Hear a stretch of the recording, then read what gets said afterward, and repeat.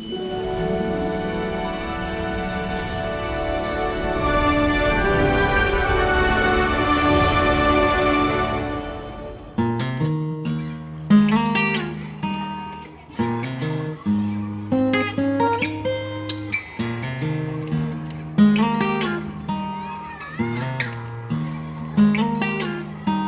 and welcome to the second of two programmes showcasing the work of the Tell Me project for 2009. The programme is made up of recordings made by schoolchildren from across the Isle of Man interviewing a person or persons they know aged 60 or over. In this programme we'll hear about life in the Cold War. We'll also be looking back at being a brownie and a guide in years gone by, and also growing up in the 40s and 50s. But first of all, here's an interview recorded by Rebecca Bannister of St Ninians, and she's talking with George Whitelaw. And she started by asking George about his early life growing up in Scotland. I had a very bad beginning because I lost my mother when I was 5 years old. She died in giving birth to my younger brother, and he lived, and she died. So I was without my mother for the best part of 12 years, well, 10, you give it 10 years, when my father remarried. It was partly successful, but it wasn't the same as not having your own mother. Because when I was at school by this time, all my friends, when the school broke up in the afternoon, all my friends were going home to their mums, and I wasn't. I didn't have a mum. That was very, very hurtful to me. And that's why I'm so very conscious of the fact that my girls had their mother for a long time, you see. So I got something in repayment later on for that. So I think that's all I can say about that. So what school did you go to? Oh, I went to Elder Park School at 5 years old, and that's when I was rather upset about the fact that I had no mother to go home to. And then my father moved his job to Glasgow, and I was moved to Hillstruss School, another junior school, only for a year. Then I was moved back to Elder Park School, and I went from Elder Park School to Govan High School. And when I reached 16, I left Govan High School and started my apprenticeship in a shipyard on the Clyde called the Clyde Navigation Trust. They were responsible for the maintenance of everything in the River Clyde. Dockyards, ships, everything else. And it was a very interesting time in what we called serving my apprenticeship. And at the same time, I was attending Paisley Technical College in Paisley near Renfrew, taking the evening classes up to Higher National Certificate, which I got at 20. Well, the thing is this, I was fortunate, because when I was a small boy, my favourite Christmas toy was a Meccano set where I made things. And the day that I made things up with spare parts and bits and pieces that moved, that was wonderful. Mm-hmm. My profession was my hobby, and that carried on into my seagoing and afterwards when I was in London for so long. So I was never at a loss.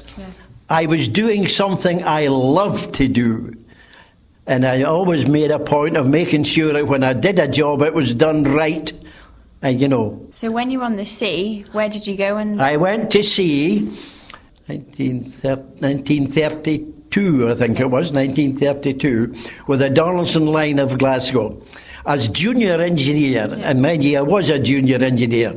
You were the proper dog's body for all the dirty jobs. Anyway. So what did you do during the war on the boat? I was at sea all the time as an engineer during the war. Were you taking supplies to and from England? every 5 weeks, double crossing of the Atlantic.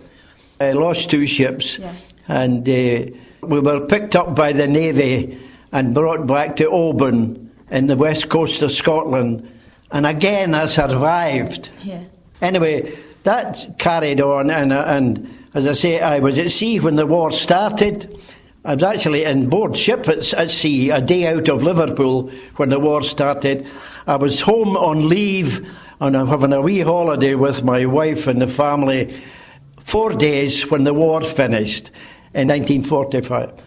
So what medals did you have? Well, the medals I had was the North Atlantic Medal, the General Service Medal, and the other one. The thing is that there was 3 service medals were bronze, and then 1 special when the war finished from the government, you know, it's a big one, you see, a silver one. The others are bronze. And then, as I say, 60 years later, they supplied us by giving us a special Merchant Navy medal, acknowledging the fact that we were part of the armed forces all the time the war was on, although we weren't acknowledged as such. We were listed as being non-combatants. How could you? No. We were in amongst it all the time. George Whitelaw, talking there to Rebecca Bannister from St Ninian's High School. Ellie Stevenson and Naomi Griffiths wanted to find out from June Gaughan how guiding and Brownies had changed over the years. There's lots of different Brownies, so how many have you actually been to? How many have you actually been a part of? I started off with St Andrew's Brownies, which was called 4th Douglas in 1952. And in 1956, I went to St Thomas's Guides, which was 5th Douglas, because there wasn't anything else in Douglas at that time near to where I lived. Then after the Guides, I stayed there until I was 16. I went to the Cadets. It was called Isle of Man Cadets. And that was held up in a lady's house in Macclesfield, a lady called Miss Thornton Dewsbury, who was the captain of the Cadets. So we used to go to her house about once a month for a meeting. And then after that, when I became a Brownie Guider when I was 18, St George's Brownies, that was 2nd Douglas, and I stayed there until 1979, and then I went out to Union Mills Brownies, and that's where I still am. So you've been quite a big part of the guiding community and the Brownie community? You're right. Which one do you think you enjoyed the most, or can't you really pick? I had lovely times in all of the things that I've done. I really have.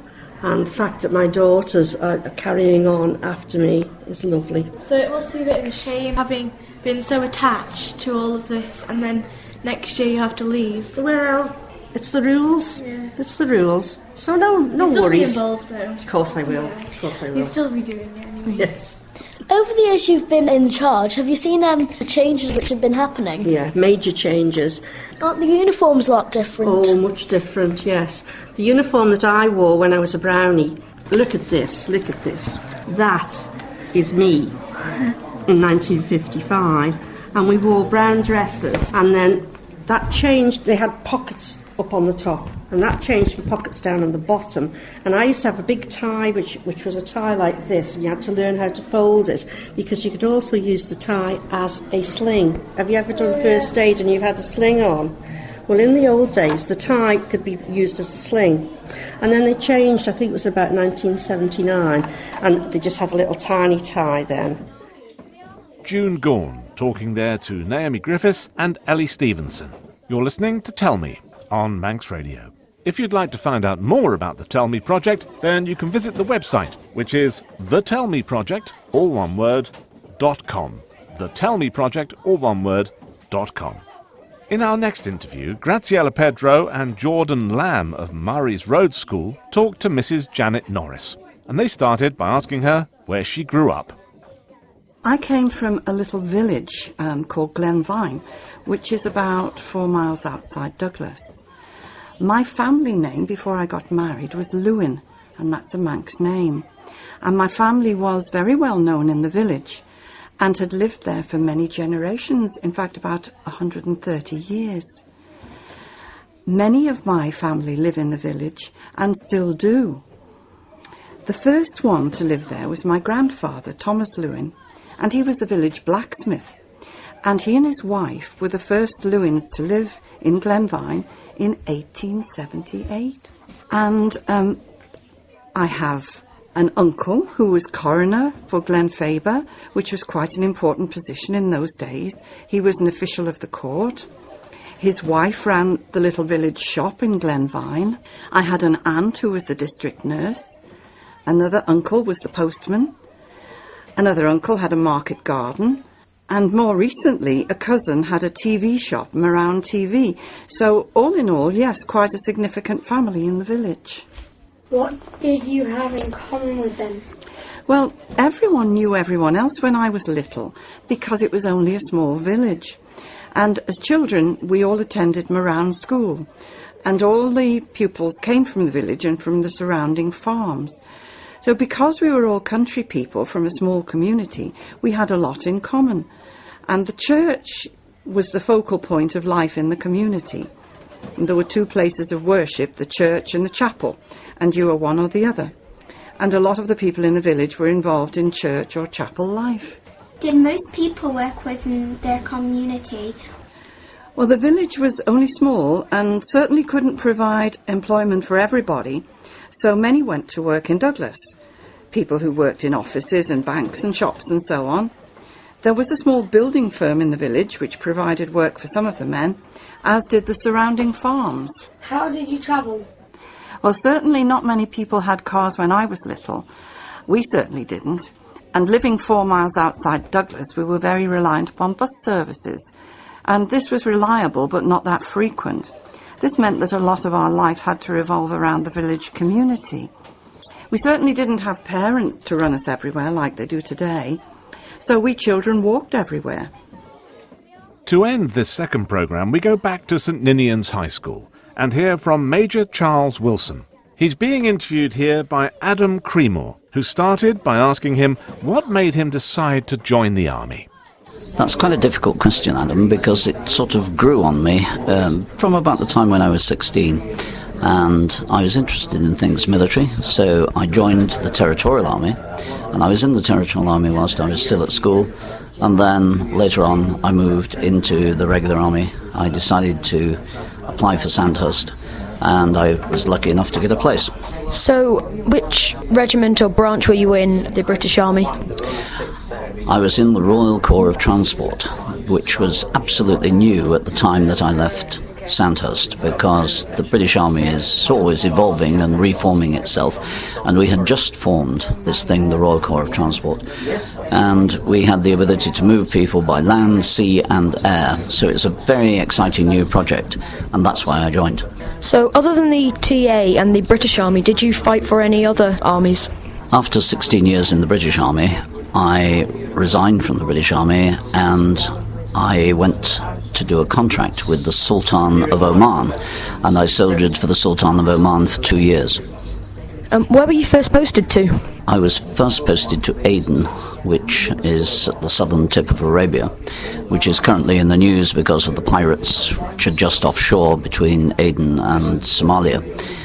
And that was one of the last of our small colonial wars. We were fighting the rebels in Aden who wanted to get rid of us from the Aden Protectorate.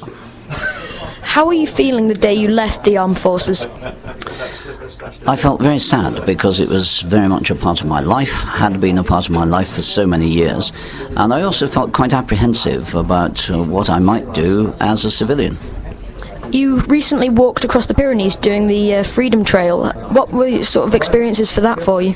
That was fantastic, Adam. I've literally just come back from that. And what the Freedom Trail, or Le Chemin de la Liberté, does is to recreate the wartime escape routes that people took, not just soldiers and airmen who'd been shot down, but civilians as well, to escape from occupied France into neutral Spain and thereby get away. The routes are extremely difficult, and 10 of us from the Royal British Legion, plus a team from France and a team from the Netherlands, have just come back from crossing the Pyrenees for 4 days. It was extremely hard work, but very, very gratifying indeed. So what was your most exciting experience within the army? Probably two things. Being on active service in Aden was exciting, exhilarating, obviously dangerous, but nevertheless you clearly learn to cope with that. And probably individually the most exciting was the moment I first stepped out of an aircraft on the end of a parachute. That was quite exciting. So when you were parachuting, whereabouts were you? I parachuted in England, and also when I went out to Aden, we did some operational jumps there. What was the best day of your life? Well, I suppose I've got to say, when I got married. Otherwise my wife will never forgive me, so yes, when I got married. When you were younger, especially in the 50s and 60s, what did you do for fun in your leisure time? I was very committed to cricket. My school was absolutely... At school, cricket was a religion, so I was very committed to cricket. I played a lot of cricket, and I enjoyed that thoroughly. I was also in the Scouts, and we used to go off camping, and that was great fun as well. After you left the army and TA, what was life like for you? How did you cope with becoming a civilian? That's a good question, Adam, because it is very difficult. The transition from being in the military to being a civilian is quite a big one, and it took me a long time to learn how to do that properly, because the military has a clear structure where things get done because somebody with rank says that they will be done. In civilian life, it took me a long time to learn that you had to check and check and check again to make sure that things were done in the way in which you wanted them. So, growing up in Lancashire, what was going to school like after the war? Well, it was interesting because, of course, the war was over when I was born, and I can remember simple things like the first quarter pound of sweets I was allowed to buy off ration. I didn't have to produce any stamps for my any coupons for my sweets, and I was allowed to stay up until 12 o'clock at night, so the day ticked over into the following day, and buy my first quarter of sweets off ration, because people forget that rationing did go on after the war. So little things like that, and there's a great sense of community in the place that I lived. And of course, very much then, the nuclear family was very much more together than it is now. Take my own family, for example, spread across the world now. But in those days, the nuclear family was much closer. So, after the war, was there still the element of fear, like of the attack of the Germans, possibly? Well, that was gone, and it changed, of course. It changed, and then the Cold War came upon us, and the polarization of the world into the two great superpowers, Russia and America. And it was in that atmosphere, post-war, that I joined the army. And of course, our great fear, I served many years in Germany, and our great fear then was that the Russians would come pouring over the border. They could have done so through pure weight of numbers, but I think they'd have had a great deal of difficulty sustaining lines of communication, and I think they'd have had a great deal of difficulty overcoming the Allied forces, much more so than we actually believed. So what were your thoughts on communism at the time? Were they good thoughts? Were they sort of purely negative? Communism was very much the enemy, and that was what was imbued within us, that communism was the enemy, and that the arch-enemy, of course, was Russia. And the army to fear most of all was the East German army, which was said to be extremely efficient. In the end, when the walls came down, that turned out not to be the case.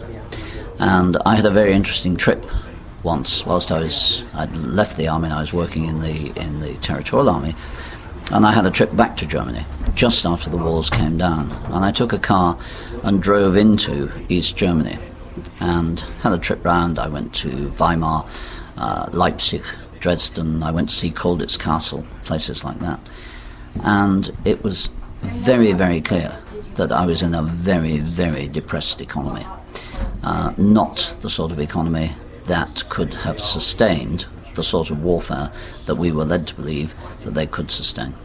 So, in Germany, was the sort of reaction towards the British people a good one, a bad one, where you sort of hated or was it a sort of they'd come to accept the British people? By the time I got there, they had come to accept that forces on the ground were there and they were there to stay. I also had a very interesting command at the end of my time in the British Army, in that I commanded the last Polish unit in the British Army. These men were left over from the Second World War, and they were essentially civilians in uniform, but they were very, very strongly anti-Russian. The Poles are, because of course they've had centuries of fighting each other. They were very, very loyal to the Crown, very loyal to the British Army, and it was a great pleasure to serve amongst the Poles. My task, unfortunately, was to say goodbye to them, because they'd all reached the age of about 60, 65, and it was time for them to go. And they were involved in a very, very heavy business, which was transporting tanks. They knew Germany like the backs of their hands, and it was my job to ensure that they left and that they got a good deal on the German economy. So, working with the civilian organisations, we were able to get them able to retire and draw a reasonable pension. Do you sustain any links with the Polish that you either met there or their families, or just purely with Polish people? Most of the people that I served with are now dead, because they were 20 years older than I in any case. However, I do have a link in that at the end of the unit we had a Polish colour, which is a standard, a flag, and we took it off its pole. They wrapped it round my body and asked me to ensure that this Polish colour was kept in the safe custody of my corps. It was put in a frame and put on the wall of an officers' mess in Bielefeld in Germany, where it still remains, and every year I check to make sure that that colour is still intact and that the corps is looking after it properly. Do you remain sort of interested in wars that go on at the moment, such as the Iraqi war or the war against the terror and that kind of thing? Very much so, because, of course, I spend a lot of time, as I said, in the Middle East, and therefore it's part of my life still, because when I'm out there, people want to discuss it. The Arabs want to discuss the view of the British with regard to what's going on, and they want to give their views as well. So, yes, I'm very much involved in what is going on still. You said that you were closely linked to a business out in Dubai. Would you say that the Iraqi war has affected the amount of money that is made by that business, or...? Not particularly by that business, but the Iraqi war has been a disaster from the economic point of view. Not only has it been a disaster from the military point of view, it is something that we should never have gone into, and we should never have gone into it without the Arab armies beside us. In the first Iraq war, when the first President Bush invaded Iraq, Arab forces were alongside the Allied forces, alongside the Americans and alongside ourselves, because Saddam Hussein had invaded Kuwait. So it was Arab brother invading Arab brother. When we came to do the second Iraq war, then it was simply ourselves and the Americans, or more precisely, the Americans and ourselves following on. I believe that that was a tragic error, and it has lost us an enormous amount of goodwill, and it has lost us an enormous amount of prestige, and it has lost us an enormous amount of economic clout amongst the Arab world. Major Charles Wilson, interviewed for the Tell Me project by Adam Creemore of St Ninian's High School. There are a great many people who work behind the scenes of the Tell Me project to deliver the audio, the video and the written reports. Penny Crichton, Chris Redman of AXA, Isle of Man, and Professor Hugh Davidson, who came up with the original concept. We're going to be talking to all three of them next week as Dan Walker takes us behind the scenes of the Tell Me project. We'll also listen to what the children thought of the whole process and their teachers at the various schools. So don't miss Behind the Scenes of the Tell Me project next week at the same time, just after the 6 o'clock news, here on Manx Radio. I'm Mark Tiley, and thank you for listening.